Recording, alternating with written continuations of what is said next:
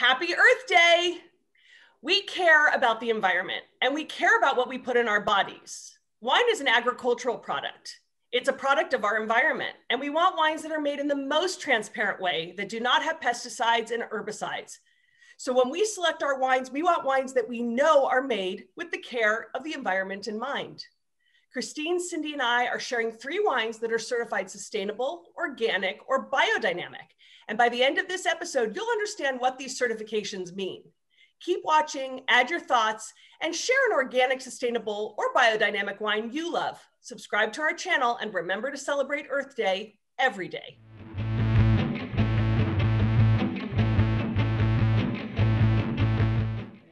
Earth Day is an annual event celebrated around the world on April 22nd to demonstrate support for environmental protection. And today we want to talk about grape growing and winemaking practices that are good for the environment. Let's get one thing out of the way first. We are not talking about clean wine. Clean wine is a marketing buzzword and means absolutely nothing. There's no legal definition. We're here to talk about 3 legitimate practices: sustainability, organics, and biodynamics, and what differentiates these practices. Sustainable agriculture practices are intended to protect the environment, expand Earth's natural resource base, and maintain and improve soil fertility. Sustainable agriculture is a legally defined term that means that it's an integrated system for plant and animal production practices having site-specific applications that over the long term will do the following: satisfy human food and fiber needs, enhance environmental quality and the natural resource base upon which the agricultural economy depends, make the most efficient use of non-renewable resources and on-farm resources, sustain the economic viability of farm operations, and enhance the quality of life for farmers and society as a whole. Whew, that was a lot. Allie, I think you have a sustainable wine. I want to hear all about it. Yeah, I have a wine. It is the Michael David Winery 2018 Ancient Vine Cinsault from Lodi. This is a $25 bottle of wine. It is sustainably farmed. It comes from the region of Lodi, located in the Central Valley. It's about 30 miles south of Sacramento, about 75 or 100 miles east of San Francisco, Oakland area. And in Lodi, they created a program called Lodi Rules, and it's America's original sustainable wine growing program. So every time you drink a glass made with Lodi Rules certified grapes, you're supporting a farmer, a vintner, an entire agricultural community that embraces their responsibility to care for the environment and the people. There are over 1,200 vineyards today certified under Lodi Rules program all over California and in Israel. And now there are 2 new seals that they've created for wineries that are outside Lodi to use on their bottles. You can see Lodi Rules, you can see California Rules, and you can see Certified Green. They all mean the same thing. And I'll show you, that's my Lodi Rules little sticker there, so that I know that they are environmentally responsible. Also socially responsible because they're thinking about future generations. And one of the special things is that Lodi is one of the few wine regions in the US or in the world with ancient vines. They have vines over 100 years old that survived through phylloxera, through prohibition. I mean, they have taken a beating and they have not stopped. And this wine is a Cinsault that comes from Lodi's oldest producing vineyard. It was planted in 1886, and it's also one of the oldest Cinsault plantings in the world. It's head trained, dry farm. They look like these gnarly trunks, like they are gonna wake up in the middle of the night and walk around the vineyard. They look like trolls. And that's how it was farmed over 100 years ago. And so what's beautiful is that it's this beautiful pale garnet in the glass. It's delicate, it's refined.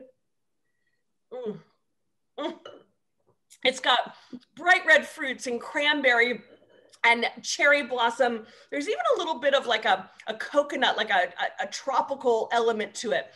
It's really silky. It's actually quite light-bodied on the palate. and reminds me a little like if I put a little chill on this, maybe like summer strawberries.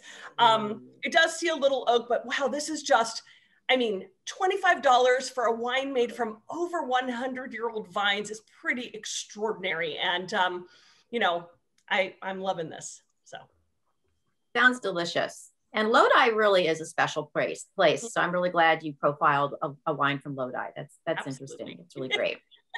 Well, I'm going to talk about organic farming now, where the goal of organic farming and winemaking is to grow grapes without pesticides or chemicals that are not found naturally.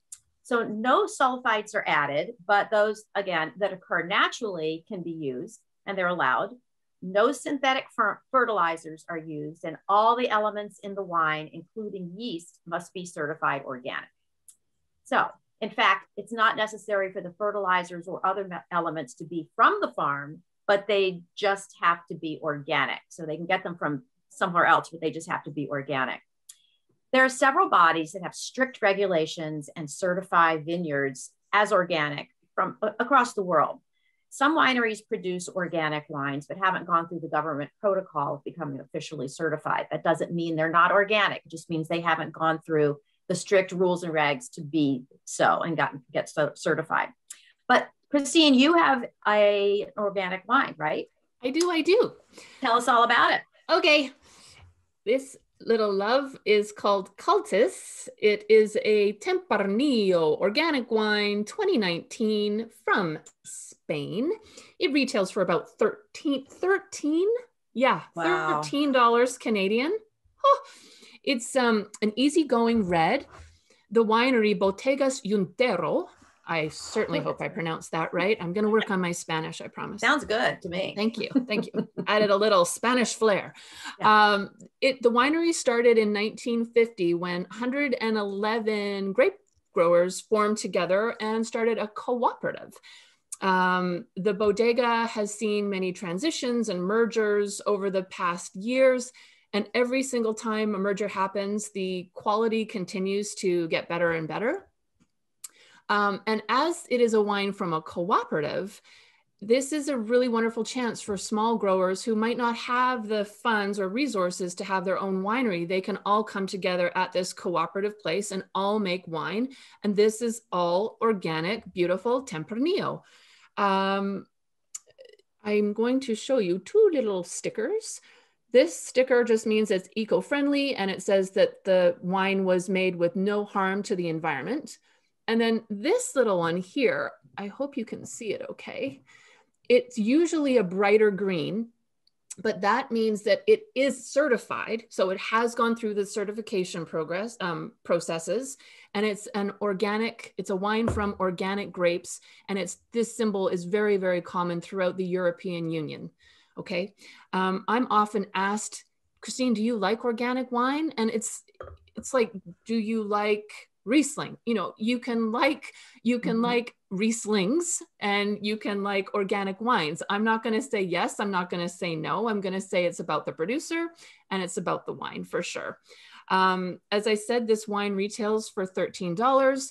It's, you know, aromas of bright cherry, hints of vanilla. There's like almost a dusting of potting soil. And then on the palate, because I've already gone there, it's all of those flavors that are mirroring the aromas, but there's like really neat fresh raspberry. Mm-hmm. And it's bright and it's almost refreshing. Allie, I like what you said about putting a bit of a chill on it. I would actually put this in the fridge for maybe half an hour and I might just chill it down a little bit. Summer sipper, easy, easy breezy. And I would pair this with roasted chicken for sure. Like perfect. Yeah, I love what you said, you know, cooperatives, you know, a lot of people have this idea that it's massive because all these people sell their grapes, but it doesn't mean that quality and care isn't put into it. And it's great to have an example of an organic wine from a cooperative. We're now going to talk about biodynamic farming, which is like organic farming on steroids. So it is a form of alternative agriculture that's similar to organic farming, but it includes a lot of esoteric concepts drawn from the ideas of a man, Rudolf Steiner. He established them in the 1920s. You know, a lot of people think that you run through the vineyards naked and yet howl at the moon, but what they really do is they treat soil fertility and plant growth and livestock care as ecologically interrelated tasks. So they do emphasize spiritual and mystical perspectives, but it's not as weird as it sounds. And in some ways, it makes a lot of sense when you listen to a winemaker who practices it explain. Biodynamic wines use organic farming methods, soil supplements, and follow a planting calendar that follows the moon. They treat the earth as a living and receptive organism, and the goal is to have it function as a self-sustaining land. And the #1 biodynamic certification program is the Demeter Association. And so Cindy, I pulled out a dynamic wine, and tell us about it. I do. This is from Troon Vineyard in Applegate Valley, Oregon. This is a 2018 Tannat. The Troon vineyards are in Applegate Valley are inspired by the wines in the Mediterranean coasts of Southern Europe. So places like Languedoc, Bandol, Cahors, Madeiran, and Sardinia, those are some of the inspirational wines from that area that have inspired the winemakers at Troon in Oregon. So the Troon Winery and Vineyard are Demeter's biodynamic and organic certified. And their mission is to put back more than what they take from the plants and soils. I find that in so many wines. I mean, that we are winemakers and wineries, we're just stewards of the land, and they want to put back what they have brought out, which I think makes so much sense. Winemaking is minimalist. They use native yeasts and no new oak barrels.